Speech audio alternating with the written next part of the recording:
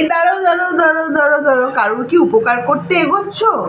মানে সে অর্থ দিয়ে হোক বা মানে শারীরিকভাবে হোক বা উপদেশ পাশাপাশি হোক বা সোশ্যাল মিডিয়া, যদি কিছু উপকার করতে যাও একটা জিনিস নিতে ভুলছো না তো? কি বলো তো, ছোলার দরকার নেই, এমনি নিলেই হবে।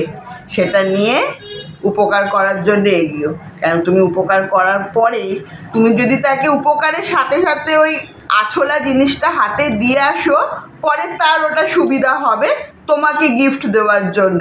ভুলে যেও না কিন্তু, তাকে কিন্তু উপকারের সাথে না ছুলে ওটা দিও, কেন তার সুবিধা হবে তোমাকে রিটার্ন দিতে। আশা করি তোমরা বুঝতে পেরেছো।